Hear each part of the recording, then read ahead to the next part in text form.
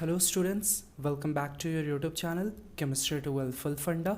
आज के इस वीडियो में हम लोग number of atoms per unit cell calculate करना सीखने वाले हैं for simple cubic unit cell, body centred cubic unit cell and face centred cubic unit cell. Last class में हम लोगों ने क्रिस्टलाइन सॉलिड के टाइप्स को देखा था। क्रिस्टलाइन सॉलिड को कैसे क्लासीफाई किया जाता है वो हम लोगों ने देखा था। क्रिस्टल लैटिस के बारे में पढ़ा था, टाइप्स ऑफ क्रिस्टल लैटिस देखा था, और ब्रेवियस लैटिसेस, ब्रेवियस ने जो 7 लैटिसेस दिए थे उनको भी हम लोगों ने देखा था। आज के इस वीडियो में हम लोग number of atoms per unit cell calculate करेंगे for simple cubic, face centred and body centred के लिए। तो वीडियो को आगे बढ़ाने से पहले चैनल को सब्सक्राइब कर ले, क्योंकि जैसे कि मैंने बताया है हर वीडियो में कि इस चैनल पे आपको केमिस्ट्री, फिज़िक्स और मैथ क्लास 11-12 के सारे वीडियोस मिलने वाले, सारे चैप्टर्स के question and text exercise, miscellaneous questions भी मिलेंगे। इसके साथ साथ जेईई मेंस और नीट के क्वेश्चंस को भी सॉल्व किया जाएगा। तो चैनल को सब्सक्राइब कर ले एंड नोटिफिकेशन बेल को हिट कर ले। और अगर आज का वीडियो पसंद आए तो वीडियो को लाइक करें। कोई भी प्रॉब्लम है तो कमेंट बॉक्स में कमेंट करके अपना प्रॉब्लम पूछ सकते हैं। तो आज के वीडियो को स्टार्ट करने से पहले लास्ट क्लास में हम लोगों ने जो पढ़ा उसको थोड़ा सा रिकॉल कर लेते हैं। तो लास्ट क्लास में सबसे पहले हम लोगों ने देखा था क्रिस्टलाइन सॉलिड के टाइप्स। तो क्रिस्टलाइन सॉलिड को किस बेसिस पे क्लासीफाई किया गया था? Intermolecular force and constituent particles के बेसिस पे। तो जो सबसे पहला क्लासिफिकेशन था वो था हमारा मॉलिक्यूलर सॉलिड, जिसमें कंस्टिट्यूएंट पार्टिकल मॉलिक्यूल्स था, और इनमें 3 फोर्सेस पाए जाते थे, जिसके बेसिस पे मॉलिक्यूलर सॉलिड को फिर फर्दर क्लासीफाई किया गया। सेकेंड जो था हमारा आयोनिक सॉलिड, इसका कंस्टिट्यूएंट पार्टिकल आयंस और जो फोर्स होता है वो इलेक्ट्रोस्टैटिक फोर्स। फिर थर्ड जो था हमारा मेटालिक सॉलिड, मेटल आयंस और मेटल बॉन्ड पाया जाता है। और फोर्थ हमारा कोवैलेंट नेटवर्क या फिर नेटवर्क सॉलिड, जिसका कंस्टिट्यूएंट पार्टिकल एटम्स और यहाँ पे कोवैलेंट बॉन्ड पाया जाता है। फिर हम लोगों ने मॉलिक्यूलर सॉलिड को क्लासीफाई किया था, non polar molecular solid, polar molecular solid और hydrogen bonded molecular solids. Non polar molecular solid जिसमें वीक डिस्पर्सन फोर्सेस पाया जाता है, पोलर मॉलिक्यूलर सॉलिड जिसमें डाइपोल डाइपोल इंटरेक्शन पाया जाता है, और हाइड्रोजन बॉन्डेड मॉलिक्यूलर सॉलिड जिसमें H बॉन्ड पाया जाता है। यहीं पे हम लोगों ने सीखा था वीक डिस्पर्सन फोर्सेस क्या होता है। तो सपोज ये हमारा न्यूट्रल एटम है जिसमें इलेक्ट्रॉन्स क्या हो रहा है, मूव कर रहा है। एक टाइम ऐसा आएगा जब इलेक्ट्रॉन्स एक तरफ ज़्यादा कंसनट्रेट हो जाएगा, यहाँ पे जैसे देख रहे हैं, और एक तरफ कम इलेक्ट्रॉन्स रहेगा। तो अब जिधर कम इलेक्ट्रॉन्स हो गया वहाँ एक टेम्परली पॉजिटिव क्रिएट हो जाएगा, और जिधर ज़्यादा इलेक्ट्रॉन्स है वहाँ नेगेटिव। तो एक ये टेम्पररी डाइपोल क्रिएट हो जाता है, जो कि टेम्पररी रहता है, क्योंकि इलेक्ट्रॉन्स मूव कर रहा है तो वो फिर से अपना वापस पोजीशन में आ जाएगा। इसीलिए ये क्या होता है, टेम्पररी डाइपोल के रूप में एक्ट करता है। अब इसके पास जब हम लोग दूसरा न्यूट्रल एटम लेके जाते हैं तो अब यहाँ पे क्या है, कम इलेक्ट्रॉन्स है, दैट मीन्स डेल पॉजिटिव ये हो रहा है। अब दूसरे एटम का क्या होगा, जितना भी इलेक्ट्रॉन्स होगा वो एक तरफ कंसंट्रेट हो जाएगा डेल पॉजिटिव की तरफ। तो इसमें भी क्या होगा, डेल निगेटिव और डेल पॉजिटिव बनेगा। ये भी क्या है, टेम्पररी डाइपोल है। अब ये क्या है, इंड्यूस्ड डाइपोल है, क्योंकि इस एटम की वजह से ये इंड्यूस हो रहा है। अब पॉजिटिव निगेटिव इसके बीच में क्या होता है, एक फोर्स एक्ट करता है, उसी फोर्स को हम लोग क्या बोलते हैं, वीक डिस्पर्सन फोर्सेस या फिर लंडन फोर्सेस। उसके बाद आया डाइपोल डाइपोल इंटरेक्शन। एक HF मॉलिक्यूल है, HF मॉलिक्यूल में F जो है वो इलेक्ट्रोनिगेटिव है। इलेक्ट्रोनिगेटिव होने की वजह से ये जो शेयर्ड पेयर ऑफ इलेक्ट्रॉन्स है ये अपनी तरफ अट्रैक्ट कर रहा है। अट्रैक्ट करने की वजह से ये डल नेगेटिव, ये डल पॉजिटिव, टेम्पररी डाइपोल बन रहा है। इसके पास अगर हम लोग दूसरे HF मॉलिक्यूल लाते हैं तो अब क्या होगा, ये जो F होगा इस इलेक्ट्रॉन को अपनी तरफ खींचेगा, तो ये डेल पॉजिटिव बनेगा, और ये फिर क्या बनेगा, डेल नेगेटिव बनेगा। तो अब ये डाइपोल डाइपोल के बीच में क्या होगा, जो फोर्स लगता है उसी को हम लोग क्या बोलते हैं, डाइपोल डाइपोल इंट्रैक्शन। फिर है हाइड्रोजन बॉन्ड, H का O, N और F के साथ जो टेम्परेरी बॉन्ड बनता है उसको हम लोग क्या बोलते हैं, H बॉन्ड बोलते हैं। हाइड्रोजन बॉन्डेड मॉलिक्यूलर सॉलिड जो होता है वो वोलेटाइल लिक्विड या फिर सॉफ्ट सॉलिड्स होता है, और ये जो होता है नॉन कंडक्टर ऑफ इलेक्ट्रिसिटी होता है। वही अगर पोलर मॉलिक्यूलर सॉलिड्स या फिर नॉन पोलर मॉलिक्यूलर सॉलिड्स की बात करें, दोनों जो होता है वो नॉन कंडक्टर होता है और दोनों सॉफ्ट सॉलिड्स होते हैं। ठीक है, इसके बाद हम लोगों ने पढ़ा आयनिक सॉलिड्स के बारे में। आयोनिक सॉलिड्स जो कंस्टिट्यूएंट पार्टिकल्स उसमें आयंस होता है, आयंस कैटायंस होता है और एनायंस होता है। अब ये हम लोगों ने NaCl का एग्जाम्पल देखा था, Na+Cl- से मिलकर के क्या बनता है, NaCl बनता है। यहाँ पे क्या है कि आयन जो होता है वो फ्री नहीं होता है, जिसकी वजह से वो सॉलिड स्टेट में इलेक्ट्रिसिटी कंडक्ट नहीं करता है। बट वही अगर डिजॉल्व या फिर मोल्टन स्टेट में जाता है तो आयन्स फ्री हो जाता है, जिससे वो इलेक्ट्रिसिटी क्या करता है, कंडक्ट करता है। इसके साथ अब ये जो होता है इलेक्ट्रोस्टैटिक फोर्स, ये स्ट्रॉन्ग फोर्स होता है, जिसकी वजह से मेल्टिंग पॉइंट और बॉइलिंग पॉइंट जो होता है आयोनिक सॉलिड का वो हाई रहता है और वो हार्ड होता है। थर्ड जो हम लोग का मेटालिक सॉलिड है। मेटालिक सॉलिड क्या होता है, मेटल आयन से मिलकर के बना होता है। Metal ions positive ion surrounded by sea of electrons, इसको हम लोग कर्नल्स भी बोलते हैं। अब ये जो होता है वो हार्ड होता है, क्योंकि जो मेटल बॉन्ड होता है वो स्ट्रॉन्ग बॉन्ड होता है, और सॉफ्ट भी किसी किसी केसेस में हो सकता है। मेटल होने की वजह से लश्य प्रॉपर्टी भी शो करता है, मेलेबल और डक्टाइल प्रॉपर्टी भी शो करता है। उसके बाद लास्ट जो था वो था कोवैलेंट या फिर नेटवर्क सॉलिड, जिसका कंस्टिट्यूएंट पार्टिकल्स एटम था और इसके बीच में sharing of electrons, that means covalent bond form करता है। कोवैलेंट बॉन्ड जो होता है वो स्ट्रॉन्ग बॉन्ड होता है, जिसकी वजह से इसका मेल्टिंग पॉइंट और बॉइलिंग पॉइंट जो होता है वो हाई होता है। फिर हम लोगों ने क्रिस्टल लैटिस को देखा। क्रिस्टल लैटिस क्या होता है, जब हम लोग कंस्टिट्यूएंट पार्टिकल जो कि एटम्स है, मॉलिक्यूल्स है या फिर आयंस है, उसको जब हम लोग 3D अरेंज कर देते हैं तो उसको हम लोग क्या बोलते हैं, क्रिस्टल लैटिस। और उस क्रिस्टल लैटिस का जो स्मॉलेस्ट रिपीटिंग यूनिट होता है उसको हम लोग बोलते हैं यूनिट सेल। यूनिट सेल इसका पैरामीटर्स होता है और कैरेक्टरिस्टिक्स होता है। पैरामीटर्स डायमेंशन अलोंग 3 एजेस और एंगल बिटवीन 3 एजेस, ये दोनों जो है वो हमारा पैरामीटर्स है। और कैरेक्टरिस्टिक्स क्या है कि जो हर एक पॉइंट होता है हमारा क्रिस्टल लैटिस का, हर एक पॉइंट क्या बोलता है, लैटिस पॉइंट या फिर लैटिस साइट बोलता है। सेकेंड जो कैरेक्टरिस्टिक्स था वो था हमारा कि जो भी लैटिस पॉइंट या फिर लैटिस साइट है वो क्या रिप्रेजेंट करता है कि वहाँ पे एक कंस्टिट्यूएंट पार्टिकल, चाहे वो एटम हो, मॉलिक्यूल हो या फिर आयन हो, वो वहाँ पे प्रेजेंट है। थर्ड क्या है कि अगर हम लोग इस कंस्टिट्यूएंट पार्टिकल्स को 3D अरेंज कर दे तो वो हमारा क्या बन जाता है, क्रिस्टल लैटिस बन जाता है। इसके बाद हम लोगों ने क्रिस्टल लैटिस के टाइप्स को देखा था। 2 टाइप से किया हुआ था, प्रिमिटिव यूनिट सेल और सेंटर्ड यूनिट सेल।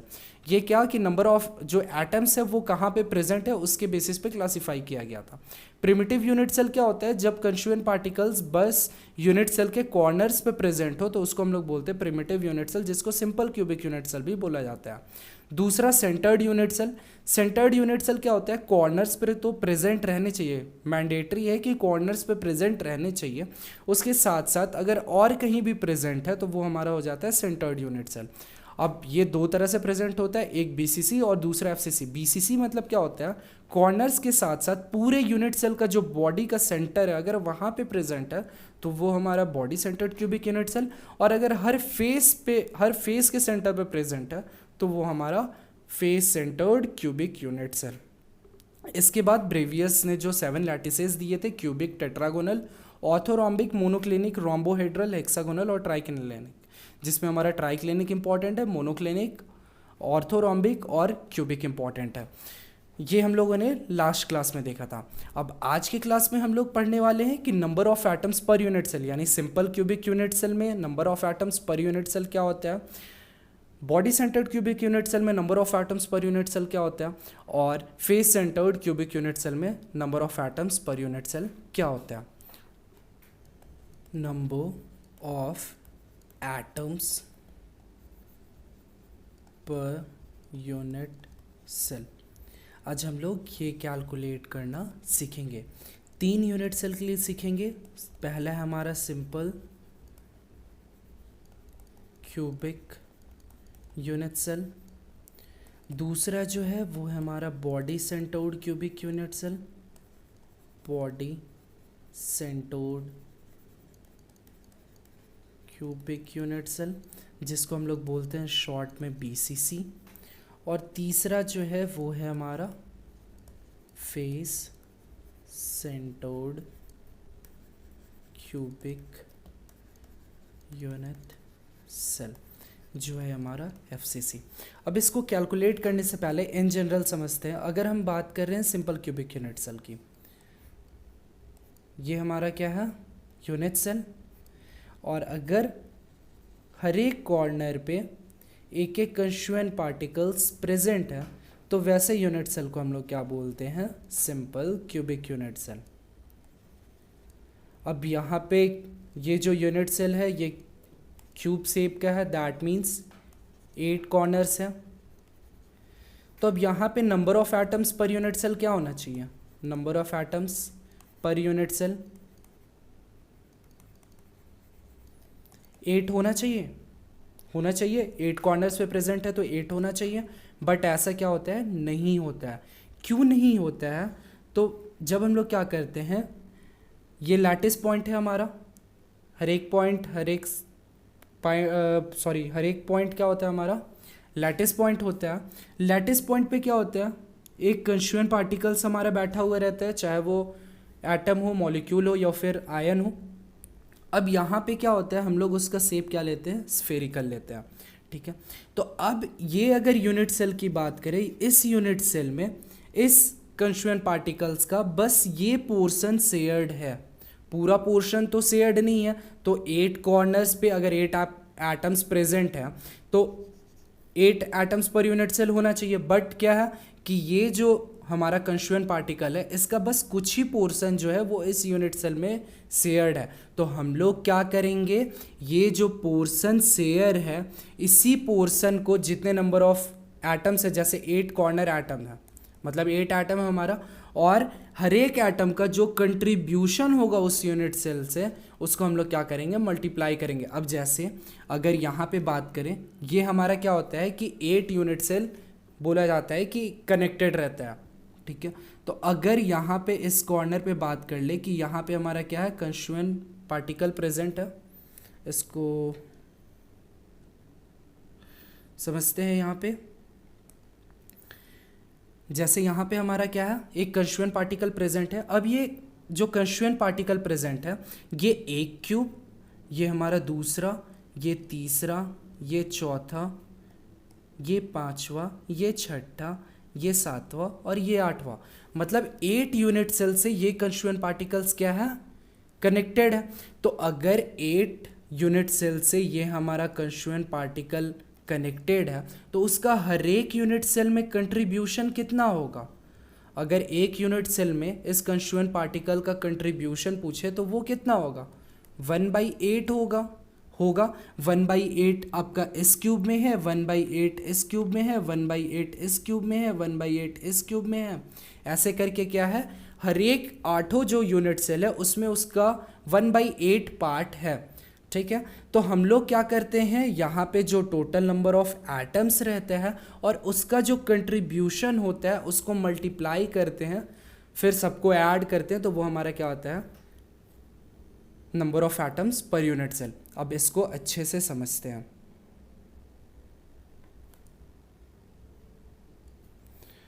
तो बढ़ते हैं नेक्स्ट पेज पे, एक पेज ऐड करते हैं।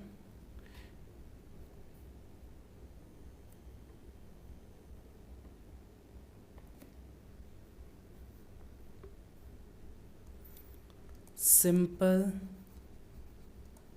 क्यूबिक यूनिट सेल, ठीक है। इसके लिए हम लोग को क्या करना है, कैलकुलेट करना है। तो यहाँ पे हम लोग क्या करेंगे, इसका स्ट्रक्चर बनाएंगे। ये मैं बता रहा हूँ कि आपको एग्ज़ाम में भी कैसे लिखना है।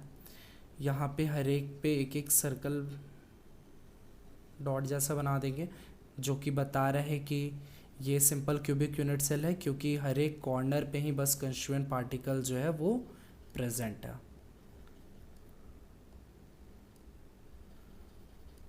ठीक है। यहाँ पे लिखेंगे हम लोग total number of atoms in a unit cell.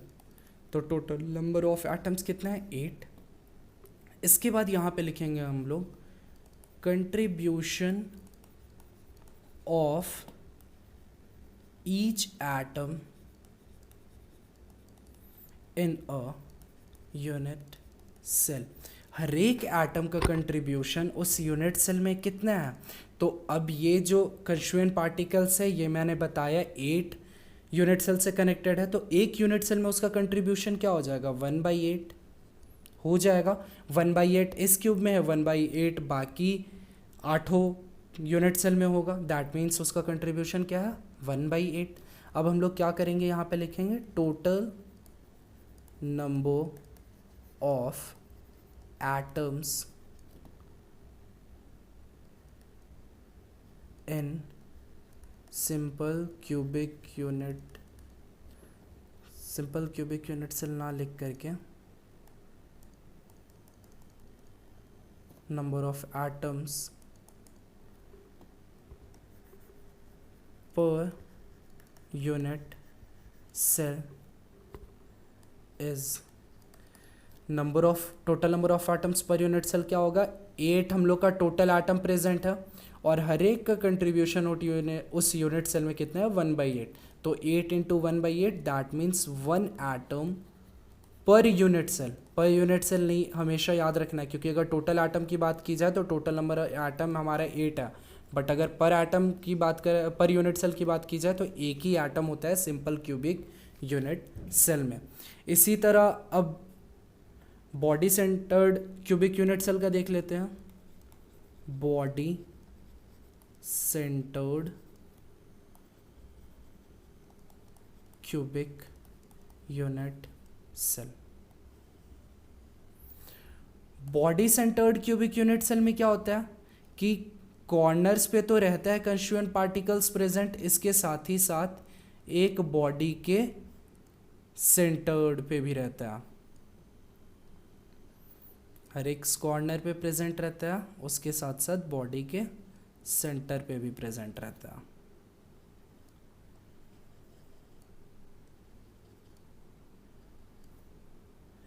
अब यहाँ पे क्या होगा, यहाँ पे एक तो कॉर्नर्स की वजह से, कॉर्नर्स पे जो number of atoms per unit cell है एक हम लोग वो कैलकुलेट करेंगे, कॉर्नर्स पे नंबर ऑफ एटम्स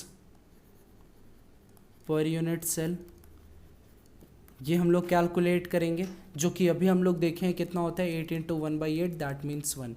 और दूसरा जो बॉडी के सेंटर पे है, बॉडी के सेंटर पे है, इसके वजह से जो number of atoms per unit cell है वो कैलकुलेट करेंगे। तो अब यहाँ पे बॉडी के सेंटर पे कितना एटम प्रेजेंट है, एक एटम प्रेजेंट है, एक ही एटम प्रेजेंट है, ये वाला जो एटम प्रेजेंट है इसका कंट्रीब्यूशन इस यूनिट सेल में कितना होगा 1 होगा, क्योंकि ये जो एटम है ये तो बस इसी यूनिट सेल में प्रेजेंट है, इसके बगल में अगर बनाया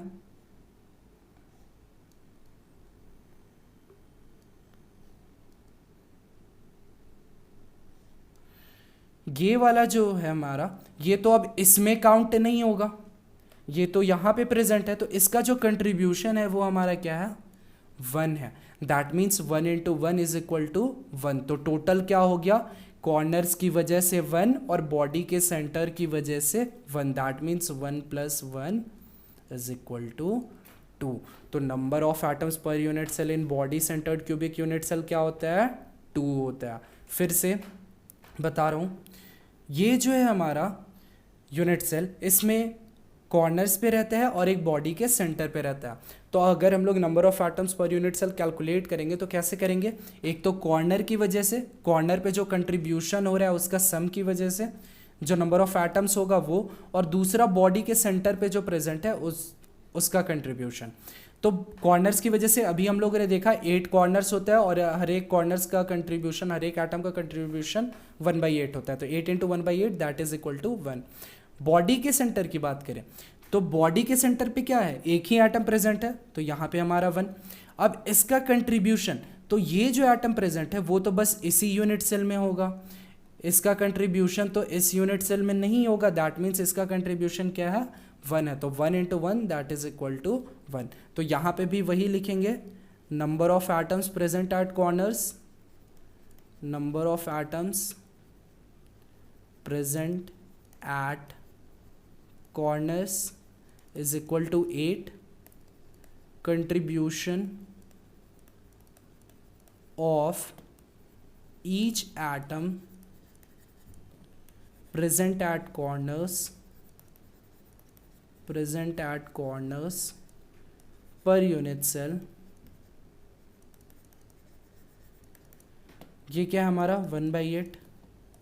तो number of atoms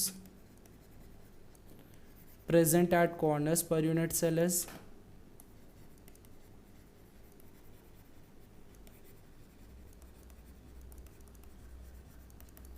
8 into 1/8 that is equal to 1। उसके बाद number of atoms present at centre, present at body centre that is 1। फिर हम लोग यहाँ पे लिखेंगे contribution of atom present at body centre is equal to 1। तो number of atom per unit cell at body centre equal to 1 into 1। फिर यहाँ पे हम लोग नीचे लिखेंगे टोटल नंबर ऑफ एटम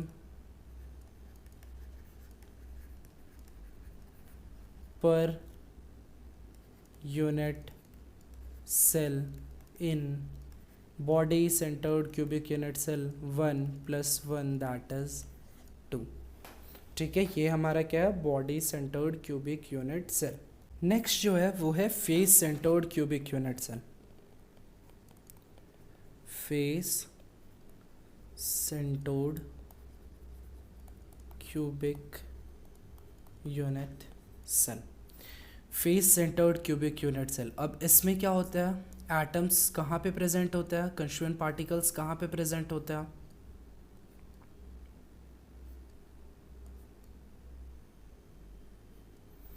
सारे कॉर्नर्स पे।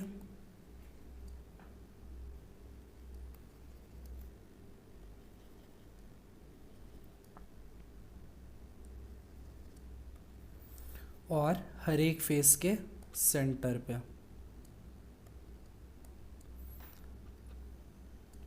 ठीक है, तो यहाँ पे टोटल नंबर ऑफ एटम्स क्या होना चाहिए था, 8 कॉर्नर पे और 6 फेस होता है, तो 8 + 6 14 एटम्स होना चाहिए था। बट क्या होता है, हर एक कंस्टिट्यूएंट पार्टिकल्स का कंट्रीब्यूशन उस यूनिट सेल में ज़रूरी नहीं है कि 1 हो, तो यहाँ पे 14 एटम्स पर यूनिट सेल नहीं होता। तो फिर हम लोग क्या करते हैं, एक यहाँ पे कैलकुलेट कर लेंगे कॉर्नर्स की वजह से, और दूसरा हम लोग कैलकुलेट करेंगे फेस सेंटर की वजह से। कॉर्नर्स की वजह से अभी हम लोगों ने 2 बार देखा, 8 इंटू 1/8 दैट मीन्स 1। फेस के सेंटर पे, तो फेस के सेंटर पे समझने के लिए जैसे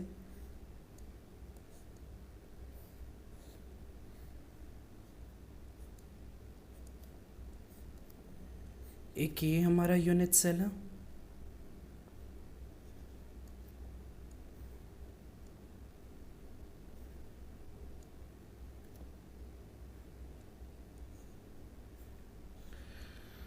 ये 2 यूनिट सेल है। ठीक है, अब ये जो है वो हमारा फेस के सेंटर है। अब एक कंस्टिट्यूएंट पार्टिकल जो होगा वो यहाँ पे प्रेजेंट होगा। अब उसका कंट्रीब्यूशन क्या होगा, ये दोनों यूनिट सेल में होगा, इस रूम में भी इसका कंट्रीब्यूशन होगा और अगर इस रूम में भी इसका कंट्रीब्यूशन होगा। मान लेते हैं ये 2 रूम है हमारा, तो यहाँ पे भी इसका कंट्रीब्यूशन होगा, यहाँ पे भी कंट्रीब्यूशन का। इसके सेंटर पे कंस्टिट्यूएंट पार्टिकल प्रेजेंट है, इसका कंट्रीब्यूशन इस यूनिट सेल में भी है और इस यूनिट सेल में भी है। दैट मीन्स इसका जो कंट्रीब्यूशन होता है वो क्या होता है, 1/2 होता है। मतलब 2 यूनिट सेल में एक एटम का कंट्रीब्यूशन होता है 1/2, मतलब हाफ कंट्रीब्यूशन होता है। और टोटल कितना फेस का सेंटर है, 6 सेंटर है। ठीक है, मतलब 6 एटम प्रेजेंट है फेस सेंटर पे, तो 6 इंटू 1/2 दैट मीन्स 3। तो total number of atoms per unit cell क्या हो गया, 1 + 3 दैट मीन्स 4। फिर से समझ लेते हैं क्योंकि ये थोड़ा इंपॉर्टेंट है, या तो आपसे BCC पूछा जाता है या तो आपसे FCC पूछा जाता है। तो यहाँ पे क्या है, एक कॉर्नर्स की वजह से हम लोगों ने कैलकुलेट किया, कॉर्नर्स पे क्या होगा, 8 इंटू 1/8 दैट मीन्स 1। और फेस के सेंटर, फेस का सेंटर पे जो कंस्टिट्यूएंट पार्टिकल प्रेजेंट है उसका कंट्रीब्यूशन क्या है, हाफ है।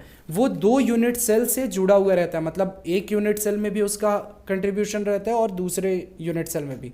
तो अगर 2 यूनिट सेल से कनेक्टेड है तो उसका कंट्रीब्यूशन क्या होगा, हाफ होगा। ठीक है, और टोटल कितना होता है, 6 होता है, तो 6 इंटू हाफ दैट मीन्स 3। इसको अब लिखेंगे कैसे,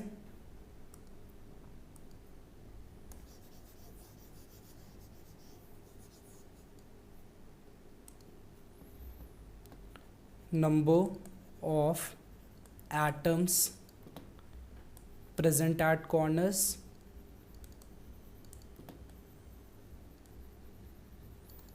8 contribution of atom present at corners 1/8, number of atoms per unit cell at corners 8 into 1/8, that is equal to 1. Number of atoms present at face center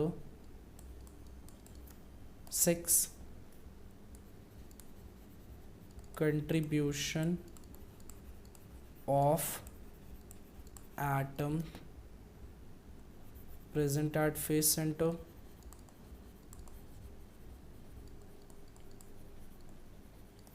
half. तो number of atoms per unit cell at face center is equal to 6 into half, that means 3. तो total number of atoms per unit cell in FCC is 3 plus 1 4. तो number of atoms per unit cell in simple cubic unit cell होता है 1, in body centred cubic unit cell होता है 2 और face centred cubic unit cell 4 होता है. अगर total atoms की बात की जाए तो फेस सेंटर्ड पे 14, अगर बॉडी सेंटर्ड की बात की जाए तो 8 कॉर्नर्स प्लस एक बॉडी सेंटर 9, और सिंपल क्यूबिक यूनिट सेल की बात की जाए तो 8. पर अगर पर यूनिट सेल जहाँ भी लग जाते हैं दैट मीन्स 1 2 एंड 4. तो ये है हमारा मेथड कैलकुलेट करने का, number of atoms per unit cell in simple cubic unit cell, body centred cubic unit cell and face centred cubic unit cell. अगर इसमें कहीं भी कोई भी प्रॉब्लम हो तो कमेंट बॉक्स में कमेंट करके अपना प्रॉब्लम को ज़रूर पूछें. और अगर सारा कुछ समझ में आए तो वीडियो को लाइक कर दे और चैनल को सब्सक्राइब कर दे, क्योंकि आगे बहुत सारे पार्ट्स आएंगे, सारे चैप्टर्स को कवर किया जाएगा.